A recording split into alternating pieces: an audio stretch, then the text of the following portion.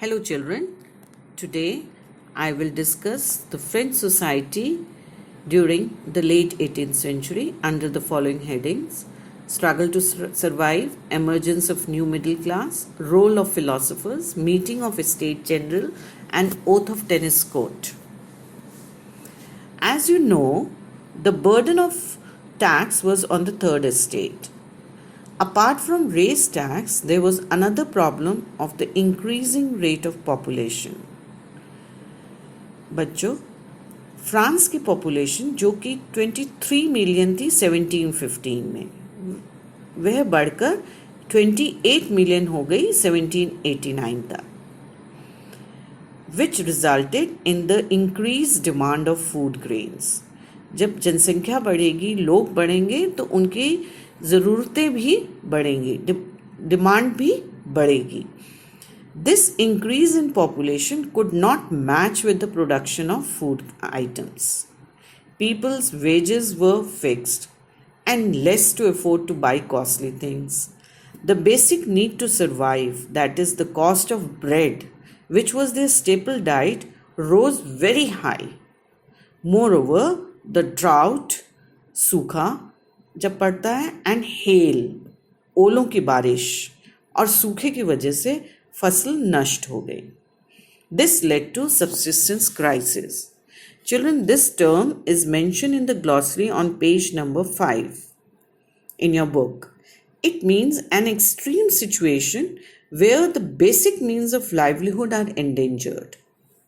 Time to time, people were revolting, but in a small scale, because they did not have means and programs. और तभी एक नया group सामने आया जिसमें व्यापारी थे. उन्होंने ट्रेड से अच्छा पैसा कमाया and had access to education and new ideas. And this new class was called a middle class. In this group, people of high thinking began to propagate their new philosophies. These three philosophers were John Locke, Jean-Jacques Rousseau, and Montesquieu. In his book, John Locke explained that there should be equality. किसी को भी जन्म से privileges नहीं होनी चाहिए, मिलनी चाहिए. समाज में सब समान हैं. Rousseau proposed a government based on social contract between people and their representatives. Montesquieu, in his book The Spirit of Laws, proposed a division of power within the government. Government में किसी एक के पास पावर ना होकर legislature, executive और judiciary में बांट दे. बच्चों, यही सिस्टम और दूसरे देशों ने भी अपनाया, जैसे अमेरिका, ब्रिटेन और हमारे देश भारत ने भी अपनी आज़ादी के बाद अपनाया. यही विचार आम जनता को बहुत पसंद आए. कॉफ़ी हाउसेस में, सैलून्स में, किताबों में, न्यूज़पेपर में इन बातों की चर्चा होने लगी. People began to discuss, and those who could not read used to listen to people. And then Louis XVI made another mistake of announcing a new tax. Poor peasants and other people got angry and decided to protest against the system of privileges. Louis XVI did not have the power to increase tax. King had to call the meeting of the Estates General, which was a political body in which all three estates, first, second, and third, had to send their representatives. First estate sent 300 representatives, second estate also sent 300 representatives, and while the third estate sent 600 members who were prosperous and educated. Peasants, artisans, and women were not allowed the entry to the assembly. Voting कैसे होती थी तब? हर estate को एक vote दी जाती थी, उनकी एक वोट मानी जाती थी. लेकिन इस बार थर्ड एस्टेट ने जिद की कि हर मेंबर की एक वोट होनी चाहिए, जो कि रूसो के विचारधारा के अकॉर्डिंग थी. King rejected this proposal.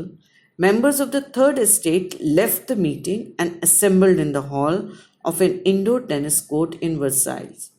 They declared themselves a national assembly and took an oath to not to disperse till they had drafted a constitution for France that would limit the power of the king. और ऐसे में दो व्यक्ति जो कि first estate और second estate को belong करते थे, इन लोगों की मदद करने आगे आए. They were Mirabeau and Abbe Sieyes, both from a noble family. जब नेशनल असेंबली कॉन्स्टिट्यूशन बनाने की तैयारी कर रही थी, दूसरी तरफ फ्रांस के शेष भाग में भयंकर ठंड की वजह से फसल नष्ट हो गई. The price of bread rose. Bakers began to make best use of the situation. They rose price of the bread and also started hoarding. Women in frustration and anger, after standing for long hours in queues, stormed into the shops. Everywhere there was chaos. King ordered troops to move into Paris, which resulted in the storming of Bastille, which I had already discussed with you. Children, the countryside, that is, villages, were also not left untouched with the revolt. Rumor spread that large landlords who had hired people to destroy their crops. So these peasants in retaliation attacked nobles, and these large number of scared nobles fled from their homes. Louis 16 को हालात बेकाबू लगने लगे तो उन्होंने national assembly की proposal को accept कर लिया. He recognised the proposal of the constitution. So on the night of 4th August 1789 the assembly abolish the feudal system of obligation and taxes, यानी दोनों फर्स्ट और सेकेंड स्टेट को भी tax देना होगा.